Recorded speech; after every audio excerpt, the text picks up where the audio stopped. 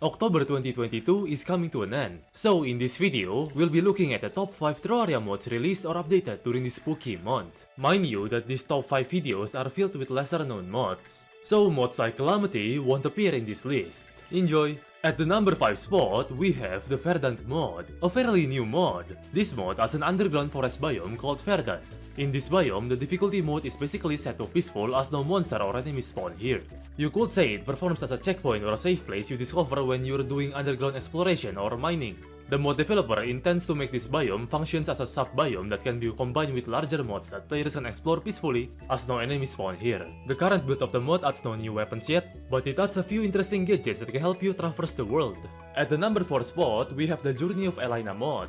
This mod lets you play as a female anime character, Elaina, from the anime Wondering Which the Journey of Elaina. All you have to do is to create a new character named Elaina, and you will start and play the game as her. You'll be given a special one weapon when you start your Terraria adventure that allows you to do special unique spell mechanics never to be seen before in Terraria. Using it, you can cast tons of new unique interesting magical spells. For a small gimmicky mod, this mod performs way more than my expectations, as the spells are incredibly unique and some even have special interactions. I recommend you guys to take a look at Ryusei's video on this mod if you're interested on it. At the number 3 spot, we have the Dormant Dawn mod. This mod reworks a lot of vanilla weapons, changing how they work and function, even adding new special functions to certain weapons such as rolling with Terra Blade.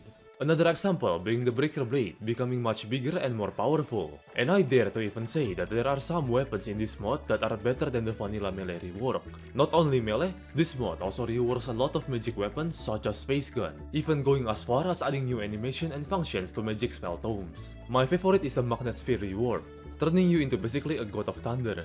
This mod also introduces charging mechanics to basic game stuffs, making them a lot more interesting. There are a lot of things to cover about this mod, and I plan to upload a video on it on around November 6. At the number 2 spot, we have the Remnants Mod. This mod massively expands the biomes and structures in Terraria, such as reworking the pyramid, from being boring to actually interesting with tons of exploration aspect in it. This mod is famously known for expanding Terraria vanilla biomes and even adding and reworking vanilla biome structures such as the temple for example. The reason I'm putting Remnants in this list is because recently the mod got a huge update, the Dungeon Expansion Update.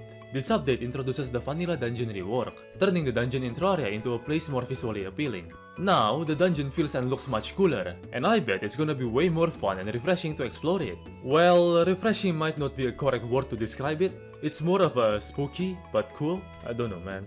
If you are interested in this mod, I've made an expanded video on it. Give it a watch, you might find it enjoyable. Saving the best for last, at the number 1 spot, we have the Spooky Mod. October, the spooky month is about to end, which means Halloween is today. And what better way to celebrate the spooky season in Terraria using the Spooky Mod, also known as the first ever Halloween-themed mod in Terraria. The Spooky Mod adds a new Halloween-themed biome into your world, also known as the Haunting Forest, complete with new enemies, loots, and an underground section. There are much to explore in this newly added biome, and not to forget the new weapons and unique bosses this mod adds. And to celebrate the spooky season, this mod recently got a major huge update, adding a new huge underground structure called the Catacombs. This dungeon area can only be entered after Cthulhu is defeated. There are much to explore in this new gigantic dungeon-like structure, filled with new enemies, mini parkour challenges, and plethora of loots. This area is not just for pre-hard mode, as it has multiple layers. Each layers are locked and can only be entered on certain milestones, such as the Wall of Flesh defeat.